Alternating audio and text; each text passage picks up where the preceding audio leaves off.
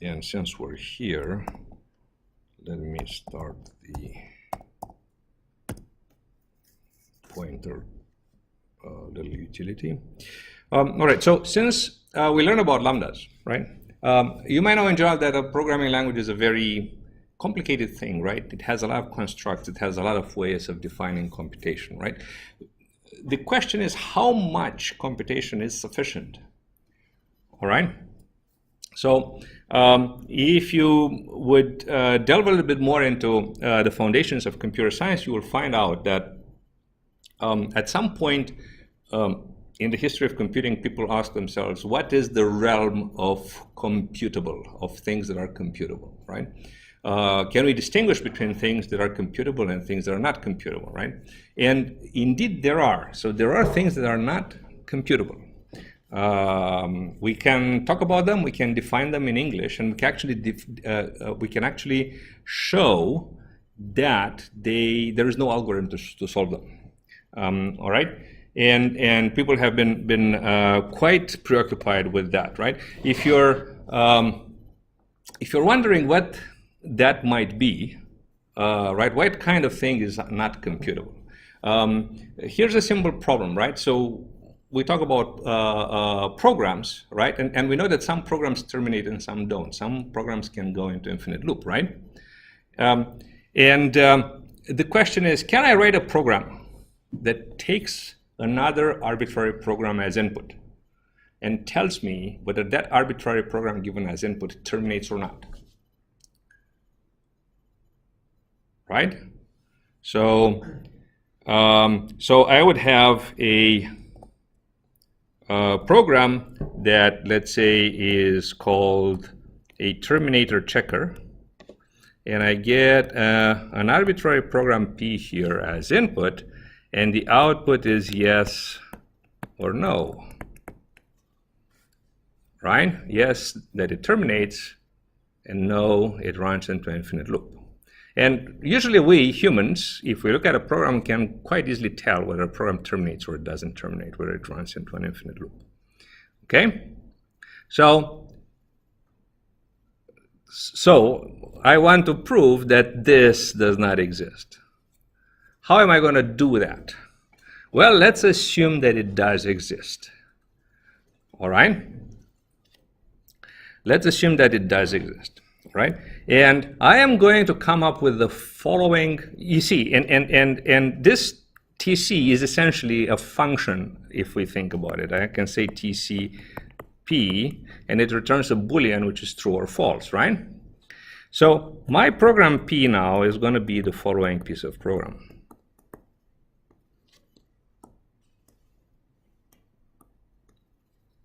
While TC applied to P. So if this guy says that it terminates, right? Skip, or skip, or let's use something that is familiar from today, pass.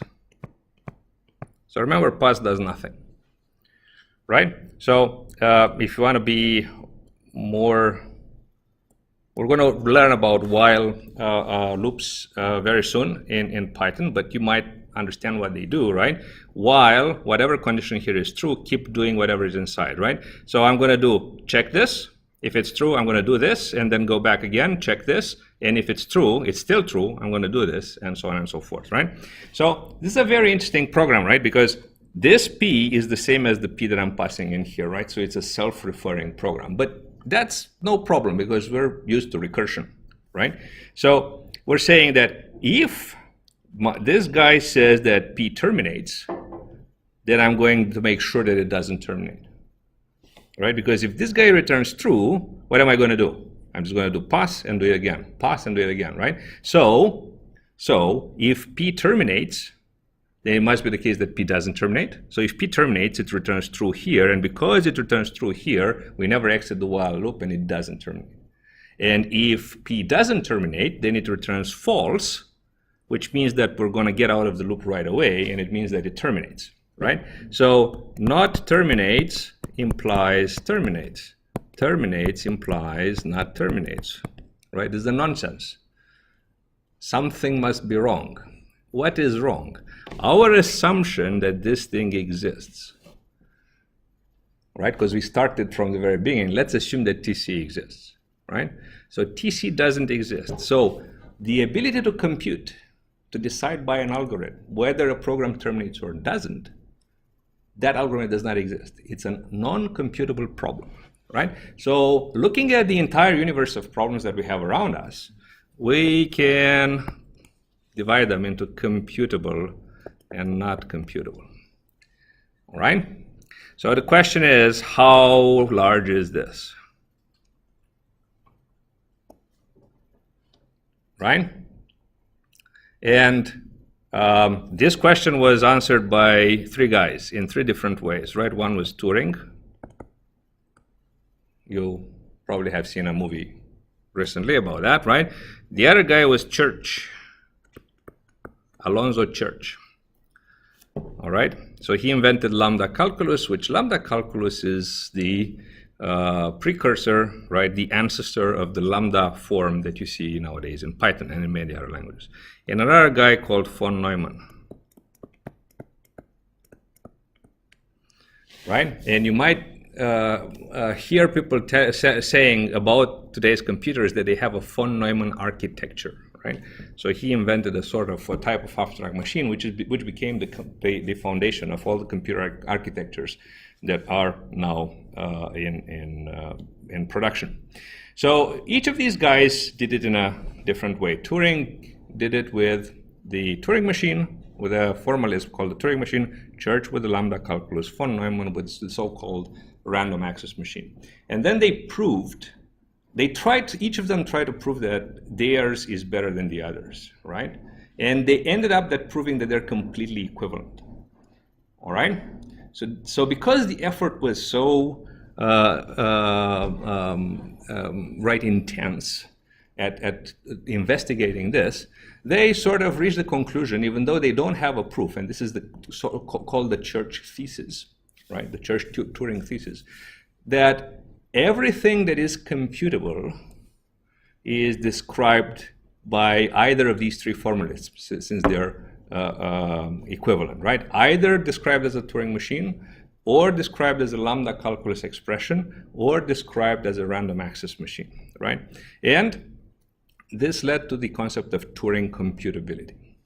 Now, if you look at the lambda calculus, it is an extremely simple mechanism, meaning that all these very hairy languages that we learn, right, they're over-engineered. And actually, they're not over-engineered, right? They are the way they are for very important practical reasons. But the thing is that you need very little from a programming language to compute anything that it is to be computable. All right? So, all right, so let's see how, so how much do we need? I'm going to tell you right now, we need the lambda, we need the if, and we need all the expressions that we know, and we need function application. All right, we need function application. And this is an expression that computes factorial of 10.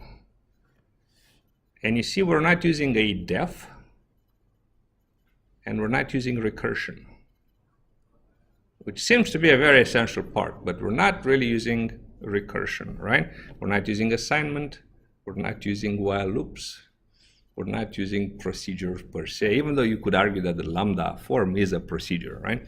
But we're not defining a procedure by name, all right? And I'm going to try to do this from scratch right here, okay? So let's define factorial again, right? Def, and I'm only going to call it, I'm going to call it G, but this is factorial. Gn equal is return, all right? And let me not use def, because I could use G equals, right? And this is assignment, and we learned last time that it's the same thing. Either there's def, or I use an assignment with a lambda. So lambda n, right? And then we're going to return n if n is greater or equal to 1. Oh, this is Fibonacci, sorry, not factorial. So Fibonacci, right? Lambda n, so we return n if n is less than equal to 1, else, right, we return gn minus 1 plus gn minus 2. Okay?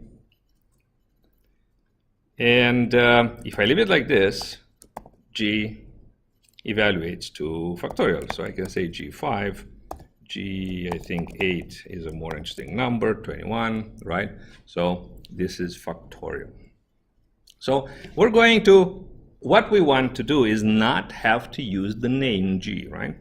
So I'm going to have to remove the assignment, right? And I'm going to have to remove the g from here, right?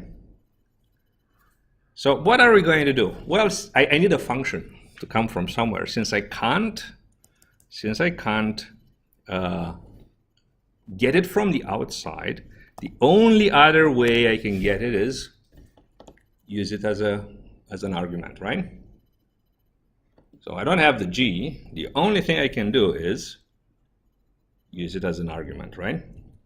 So I'm going to use the f as an argument and put the f here and put the f here, right? But now the intention is that this f and this entire expression are one and the same thing, right? That's what we want. Yes? So what is f comma n? Oh, it's a function of two arguments. We learned that last time as well, right? So essentially, we're going to have two arguments. Okay? So now, we want the f, the highlighted expression and the f here to be one and the same thing, right? But in order for that to happen, one step towards that is that the f here should take the f here as an argument, right? I know it sounds very weird, and we're going to require you to think about that. But this is just steps that you're compelled to do. There's no way not to do them, right? So then, what am I going to do? I'm going to put the f here as an argument. I have no way around it. Again, think of that, right? So this f and the entire lambda have to be on the same thing, but the lambda takes f as an argument. So the f has to take f as an argument, right? Wait, so f is lambda? That's what we want. The f to become the lambda. We haven't done everything that needs to be done, right? So now this guy has to take f as an argument. But f is the lambda, right? So let me put it in a standalone expression. And it has to take itself as an argument. So what am I going to do? I'm going to, oops. Oh, come on, man. I had an older version of this tablet. And the mouse was, I mean, this one is better in many respects, but the mouse is oversensitive.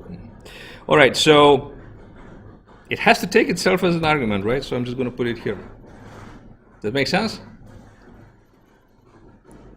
I copy and paste it because it's a function that takes itself as an argument. Is that clear? I mean, if I have f here, if I have f and the first argument is f, then the first argument of this lambda can only be the lambda itself, right? There's no other way. Again, we're doing things that we can't avoid. All right, and because of the comma in here, I have to add brackets.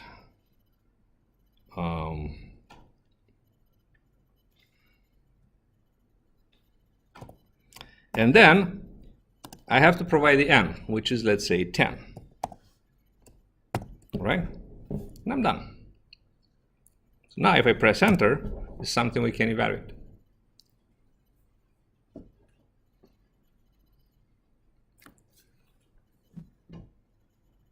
Does it make sense?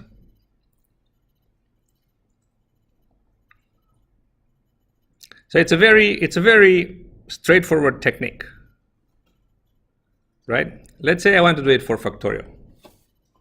So I'm going to say, well, normally we would say def h n is return what? 1 if n equals 0, else h n times h applied to n minus 1, right?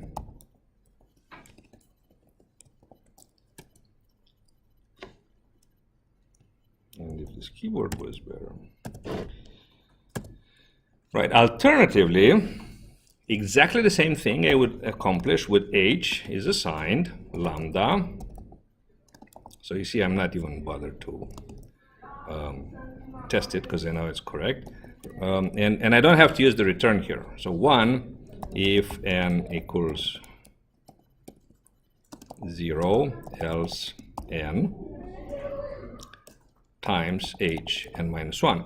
And notice that I can still use h here because this h is this h. Because I have the name, I can reuse the name. What if you don't have the name? Pardon? What if you don't have the name H? Well, I'm going to use the lambda. So if I don't have the name, I can copy the lambda, right? That's the whole thing. That's where it comes from, right? So I can evaluate this, and then I can say h applied to 10, and I get 10 factorial, right? So now what if I don't want to use the name? All right, so I don't have the h anymore, but I still need a function to call from somewhere. I still need an h from somewhere, right? So the only way I can get it from, if I don't want to it to come from outside, is an extra argument, right? But then, since h has to become the whole lambda, so h has to become the whole lambda, right? Since that's supposed to happen, then this h must take itself as an argument. Right? So remember the reasoning. This h has to be the whole lambda. Right? Because of that, this h has to take itself as an argument. Right? Because this h is the entire lambda. So this h takes itself as an argument, and if it does it in one place, it has to do it everywhere. Clear? Okay, very good. So now I want to use it. So if I were to leave it like this is a perfectly correct expression. But because we haven't given it a name, we just pass it in and it's gone, right? So the only way to make it useful in any way is to give it some arguments and have it evaluated on the spot, right? So now this is a function that takes itself as an argument. We already established that. So if I am giving it any arguments, I have to pass it as an argument. So the function has to be passed itself as an argument, and then give it a numeric value, and we get 10 factorial. Okay, so nobody codes like this, but it's a very interesting philosophical sort of view of computing, right? Actually, computation requires a very small language, right? We can do any computation we want with just these 3 elements, right? Or 4 elements: lambda, function application, and Boolean and arithmetic expressions. Okay, cool. So remember the concept of Turing computability, right? This is a problem that arises very frequently in artificial intelligence, right? So we humans can solve many of the problems that are uncomputable, but guess what? We can't solve every single problem in that realm. So if I look at non-termination, right, most programs that are non-terminating and at which humans have looked at, they have solved. But they haven't looked at the infinity of problems, right? So there's still an infinity. They have only looked at a finite number of programs. There's still an infinity of programs that don't terminate and people have not looked at, right? So the question is, can humans, looking at any possible program, can they solve that problem? Right? And actually, not each of them, not every one of them is easy. So some of them have been open for a long time, right? People have worked years on years to figure out whether it terminates or not. There are some very simple programs for which termination was completely non-trivial. And they were open for a long time, right? So now the question is, if you're going to build an artificial intelligence to solve the same problem, because artificial intelligence is supposed to emulate the human brain, right? So you would ask it to solve, does this program terminate, right? How much does the artificial intelligence going to be able to solve from that realm? And how, right? And at which point do you consider it to be equal to the human brain, right? Does it solve the same kind of things? Can it solve the same kind of things, more or less? And right? So it sort of becomes a philosophical problem. Okay, functions as arguments. So functions, as discussed last time, are objects, right? And we actually experienced that previously, right? A function would take itself as an argument. So because a function is an entity, is an object, right, can appear both can appear as arguments, can appear inside an expression, can appear we can think of that a variable might have the value of a function, right? It's a first-class object. Anywhere where a number can appear, syntactically speaking, also a function can appear. So one of the functions that takes another function as an argument, you've learned it very early, is the derivative, right? So the derivative, when it says derivative of sine, right, that's cosine. It's not that the derivative of sine of pi is cosine of pi, right? The derivative takes the entire sine function and gives you back the entire cosine function, right?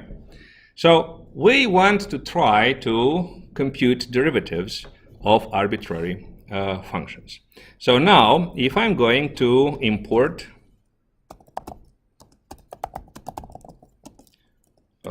everything, this is generally something you shouldn't be doing in production, but because we're learning, it's fine, right?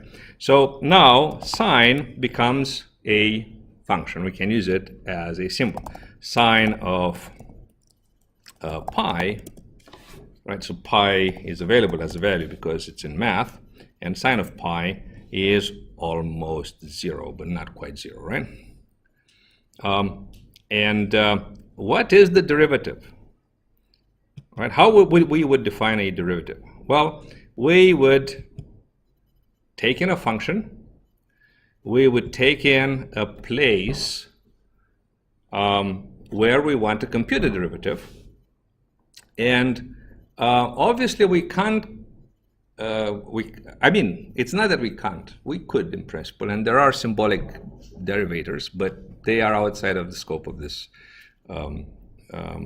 course, right? So we want a numerical derivative. So then we're going to approximate a small interval, a small enough interval as, you know, the local, as one point, right? We can't compute a derivative in one point. We're going to take a small interval and perform an approximation. So we're going to compute the difference between fx plus epsilon minus fx and divide that by epsilon, and we're going to consider that to be an approximate, good enough approximation of the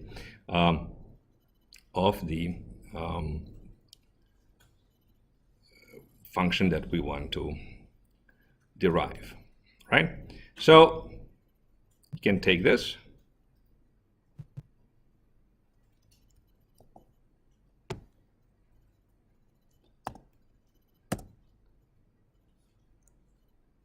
And for some reason,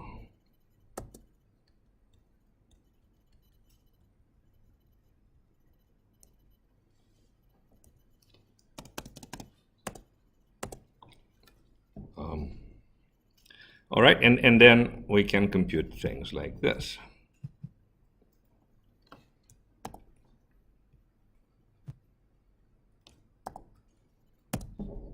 Right? Which you can see it's almost 1, right? So cosine of 0 should be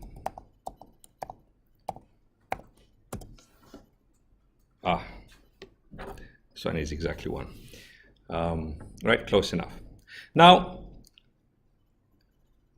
you see, we are taking a function as argument, right? So this sign is here, but we're not emphasizing the fact that we're returning a function. So let's create a more apparent version of that. So instead of having x as an argument, right, I am going to remove x from here. And then I should return what?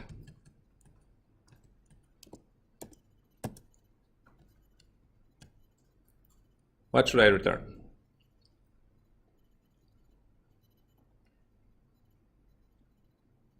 What are we trying to do there?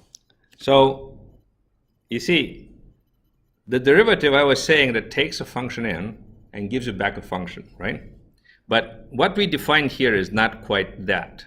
It's something that takes a function and a point. And what you get back is another point, right? We would like to emphasize the fact that it's a function that returns another function. So then what should I return here?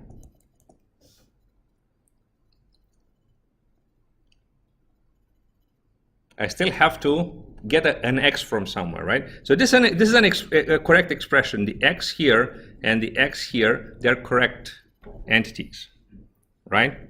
But I don't want the x at that level of arguments anymore, right? So where should I put it? How should I get it?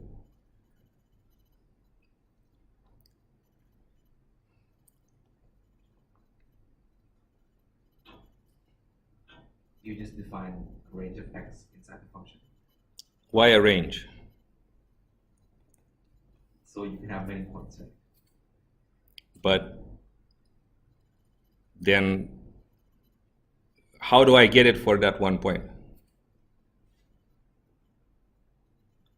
So remember, I take in a function, yes. I return a function. What you have here is not a function. How do I get a function here?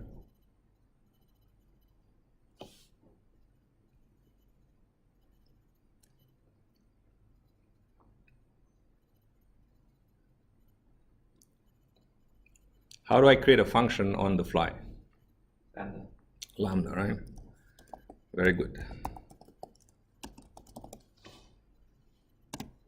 Okay, so this is it.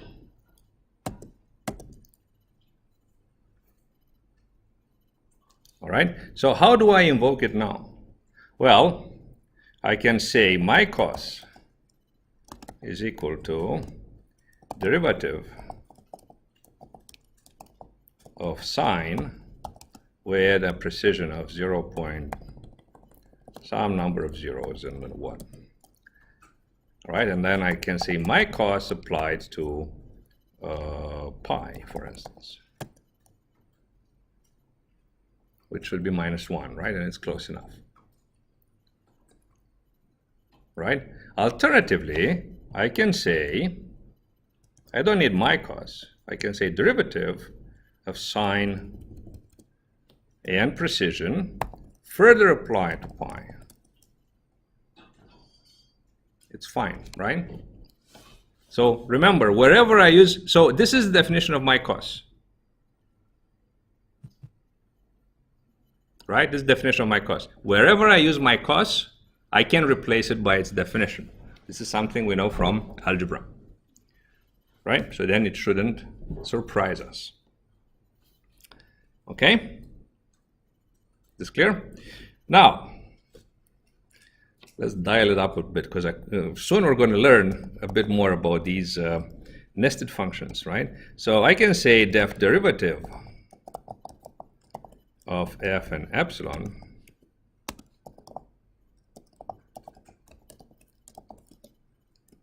and instead of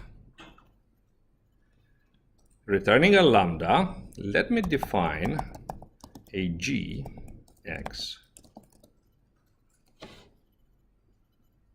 Define is not a good word. I'm again in too many languages. Okay, def gx. Def gx. And then inside def. So what are we doing? We're defining a nested function. I'm going to return f applied to x plus epsilon minus fx divided by epsilon. Okay? So we define g inside derivative, and then I'm going to do return g. Okay? Does it make sense? Why are these two equivalent? Why is this equivalent to this?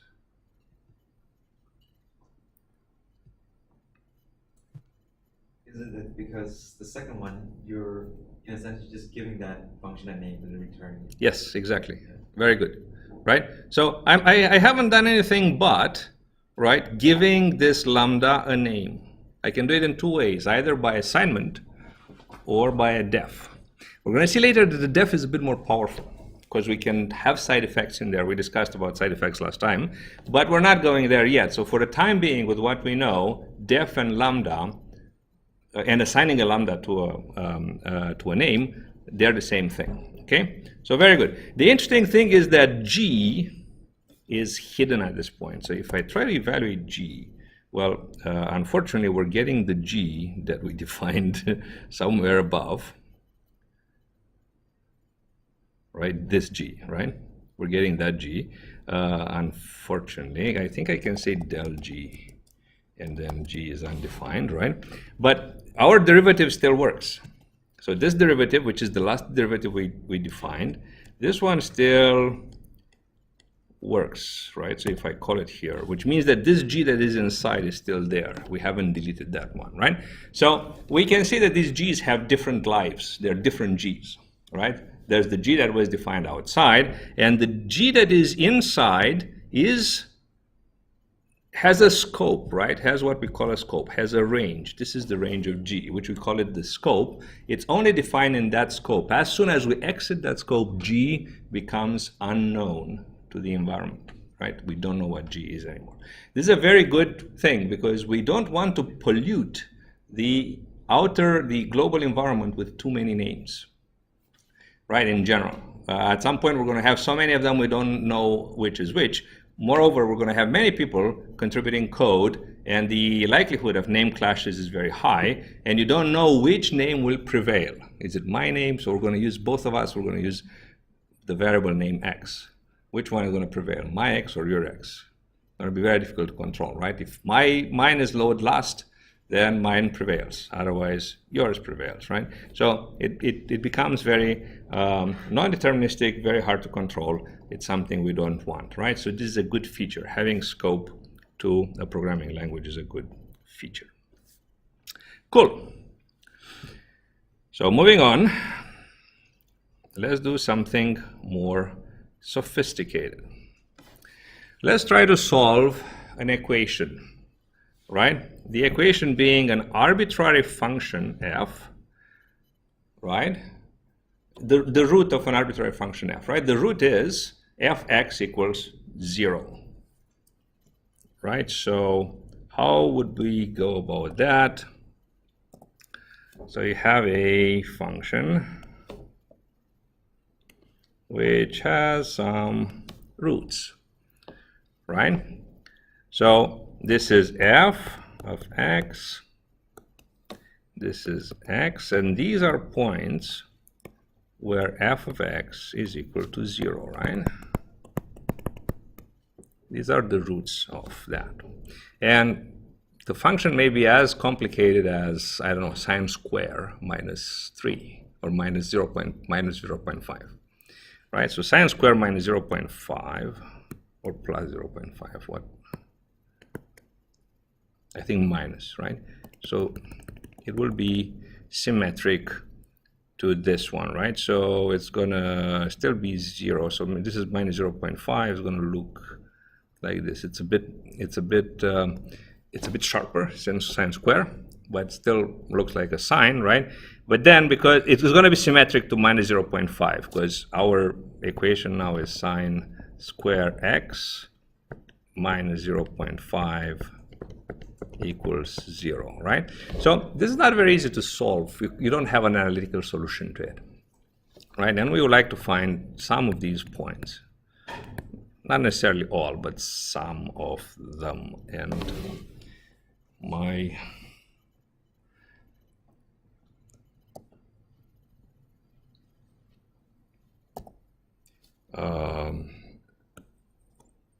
my whiteboard software is now.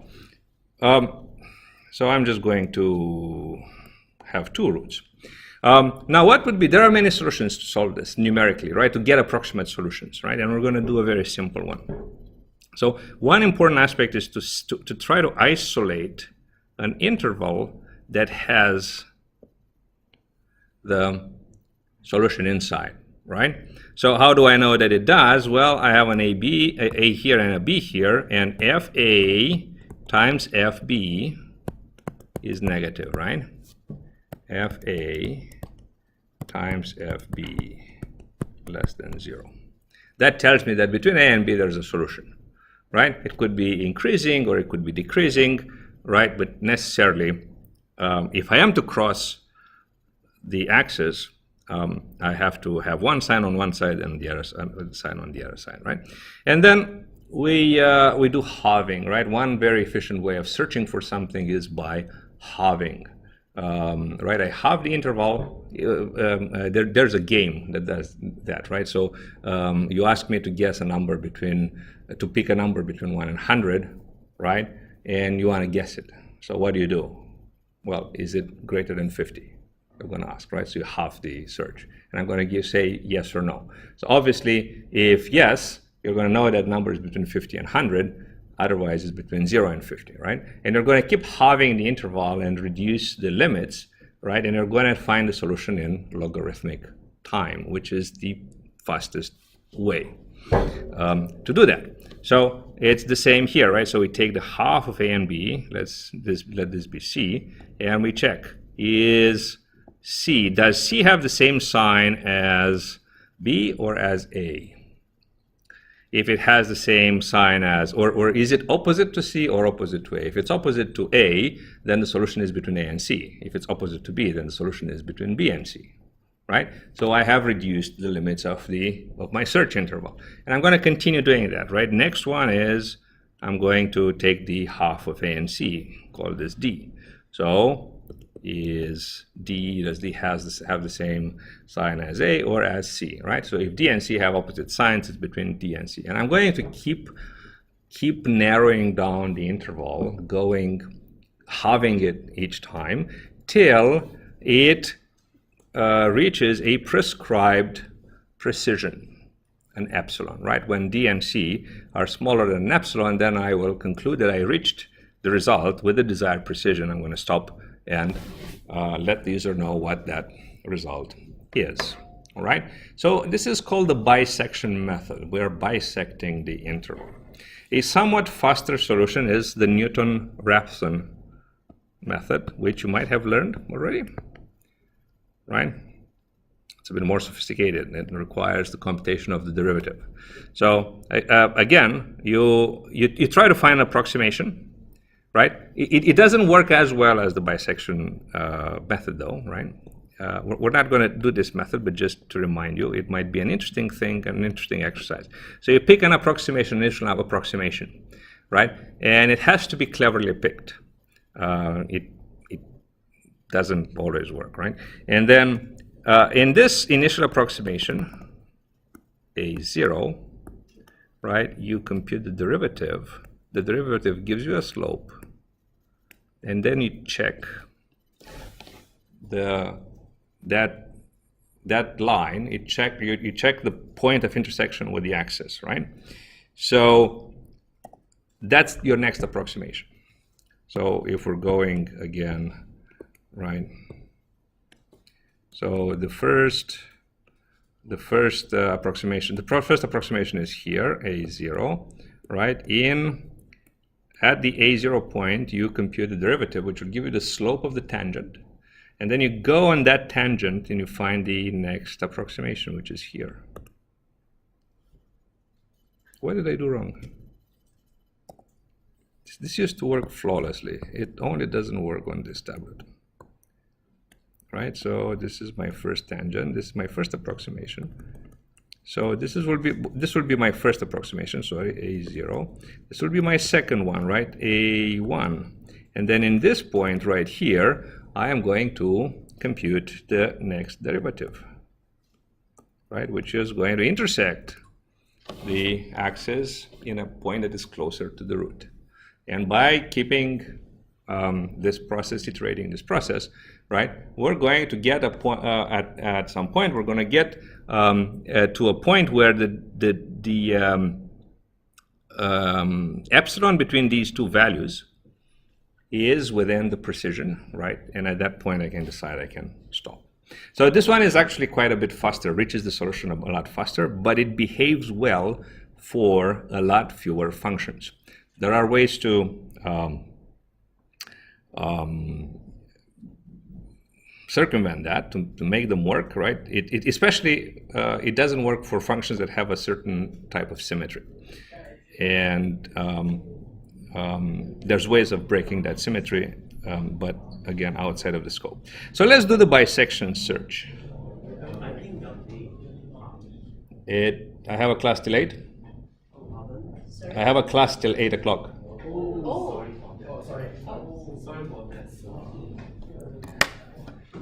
All right, so bisection search takes in a function, right? The most important thing.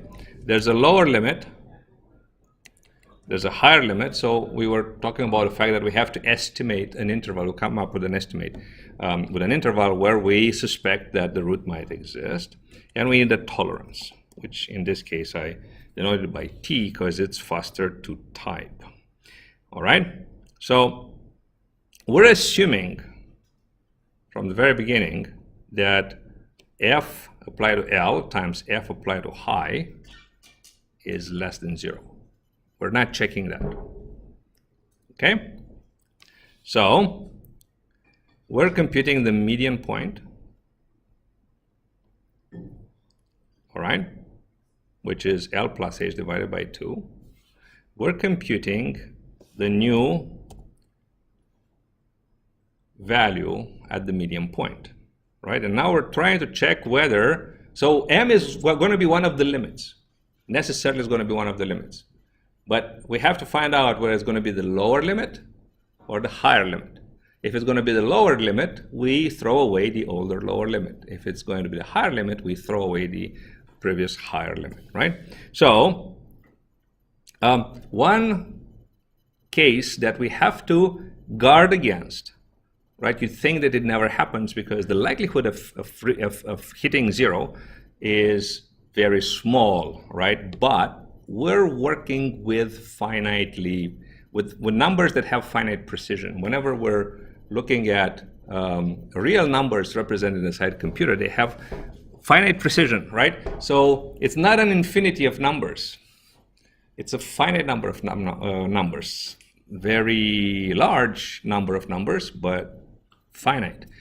0, as the result of a computation, is not so unlikely, right? It's possible that we would have it. So if that v is 0, we actually found exactly what we need because we're looking after a root. We're looking for a place where f applied to m is 0, right? So m is the desired result. We don't have to worry about that, right? So v being 0 is one place where we have found the desired result. The other place where we have found the desired result is when h and l are closer to each other than the prescribed tolerance. So when h minus l are lower than the tolerance, m is the value. We have already reached what we want. All right, so these are telling us that we have the value that we want. That's something we can return. Clear? Now, we're going to have an if statement. And this is a new thing we're learning, right? It's a function that has a different kind of if, which is non-expression, right?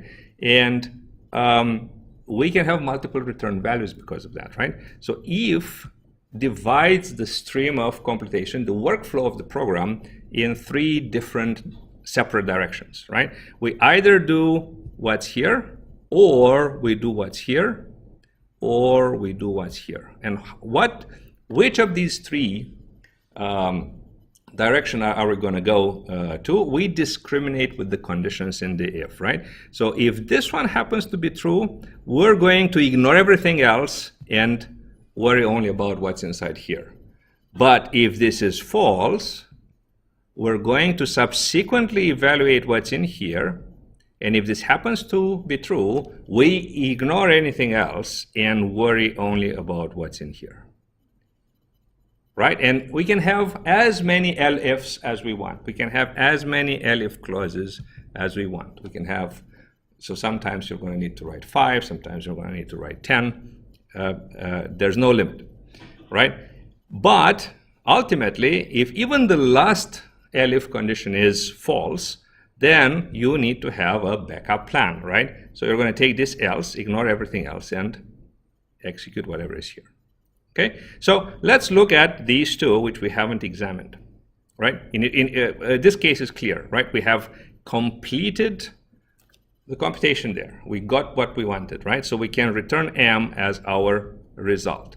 But if either v is not 0 or hr is too far away from l, we can check.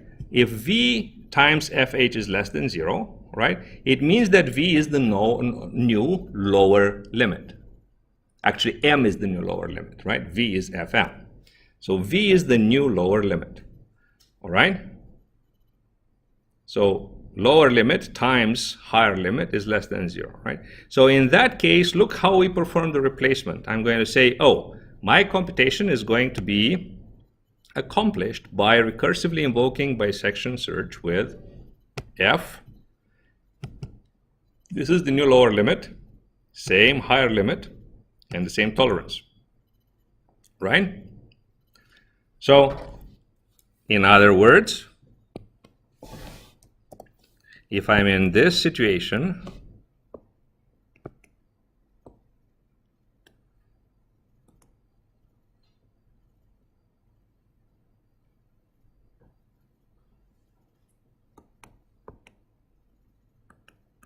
so this is high, this is low, and this is the median, right? So there's no difference between starting from LH and starting from MH, right? Bisection search, I'm going to write BS, even though it doesn't mean a very nice thing. F, L, H, and T must be equal in this particular case, in this particular setting where M is on this side, must be equal to BS with F, M, H, T, right? It must be. The fact that I moved L to M while the function is still negative doesn't change the result.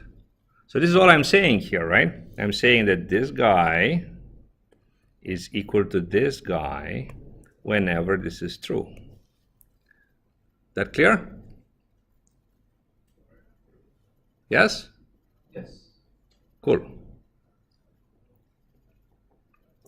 The opposite situation is this one.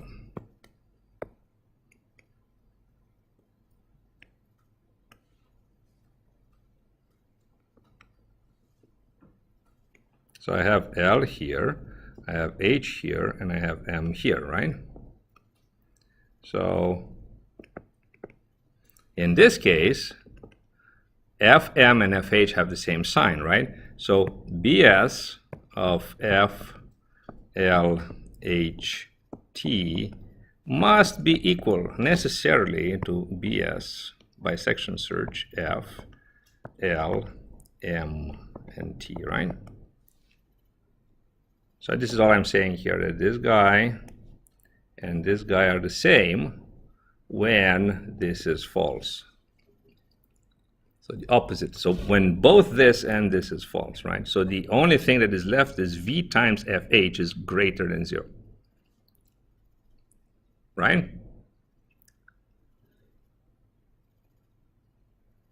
Yes. Cool. So this is how we recursively define bisection search, right? So now, for instance, let's try to solve x minus e to the power of x minus 10 equals 0, right? So if you're wondering how this looks like, right? The exponential function, you know its graph, right? And this is the minus 10. And this goes a little bit like this, right? And so normally this would be minus 9, right? Yeah, because if normally it will go from here, and this is 1, right? Yeah. This crossing is 1, right? So if I pull it down by 10, then this is minus 9, but we're interested in this value right here, which again cannot be obtained analytically. Now we know how to compute it because it's the natural logarithm of 10, right? So we can very easily compute that, right? But it's interesting to try to solve it with a bisection search and then try to verify the result by comparing it with this value, right? Does that make sense? Yeah. Cool. So I'm not going to run because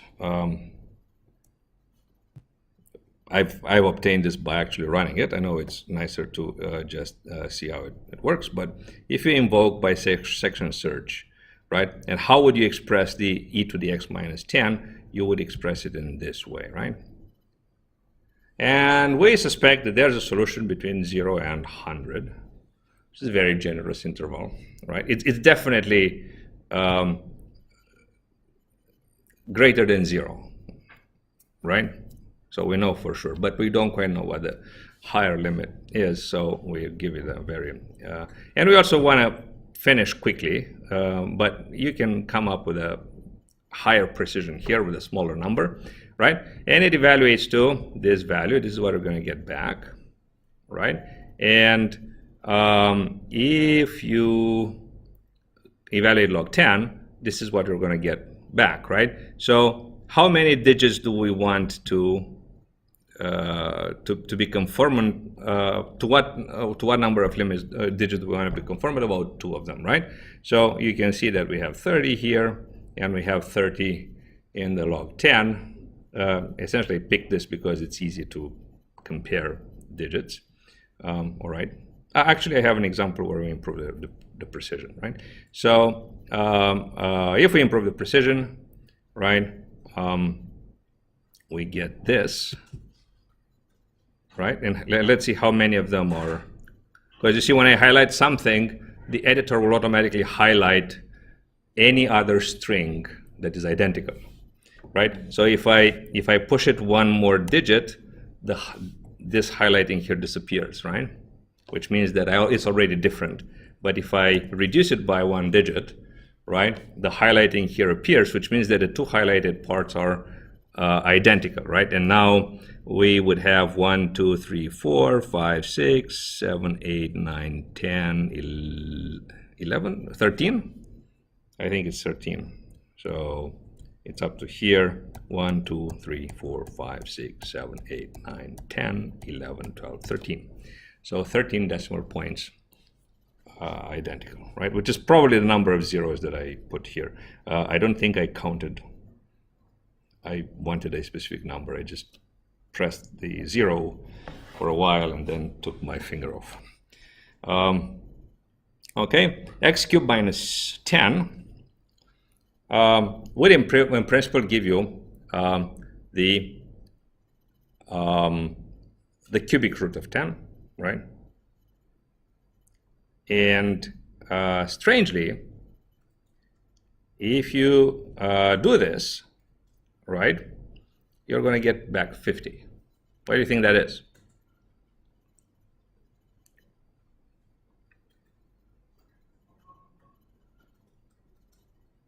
When halves it once, right? Well, look at the limits, right? So I'm assuming this should be low and this should be high, right? Oh, yeah.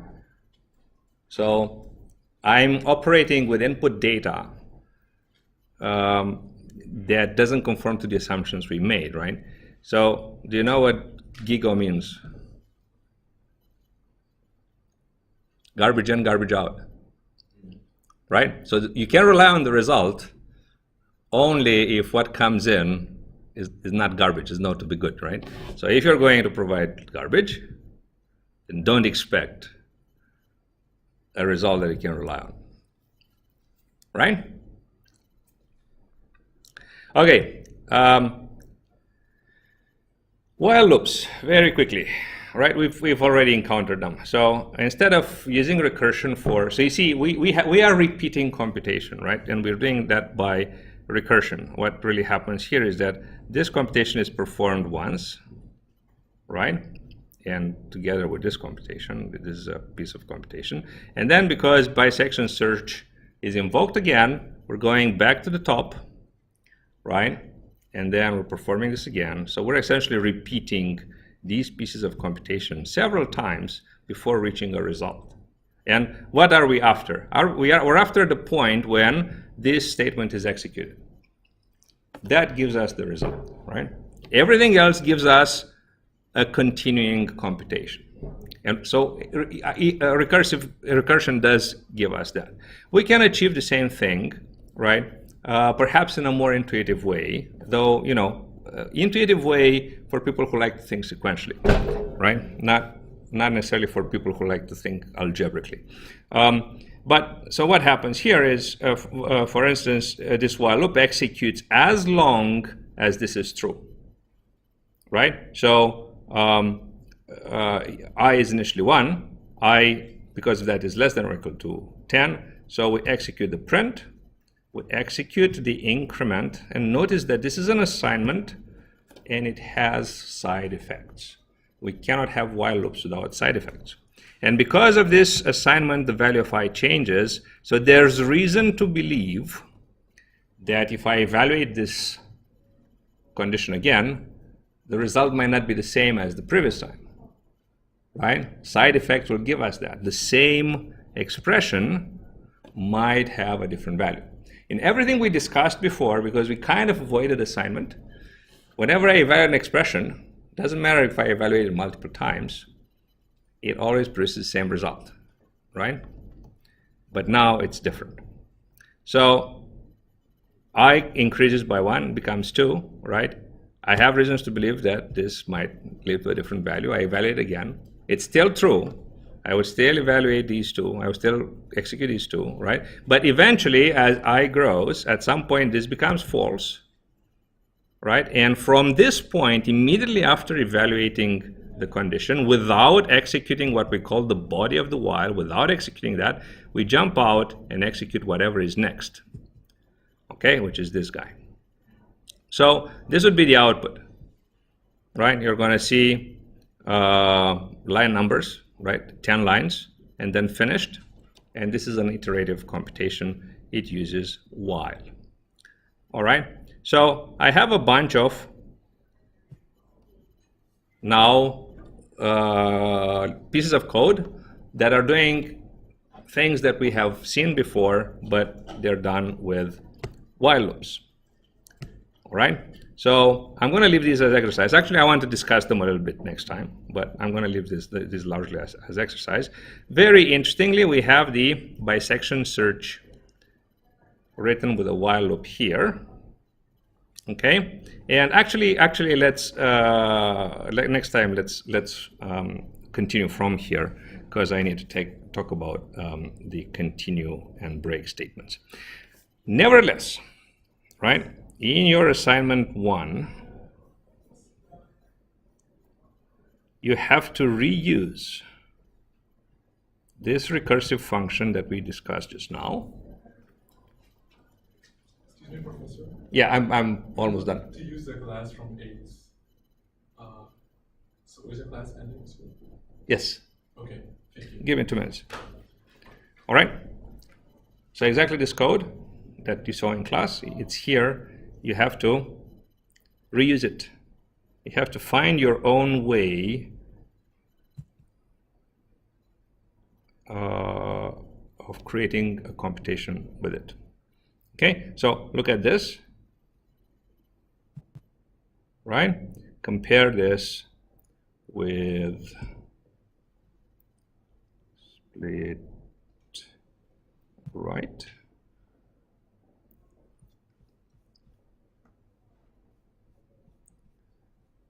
Compare this with, for instance, this expression, right?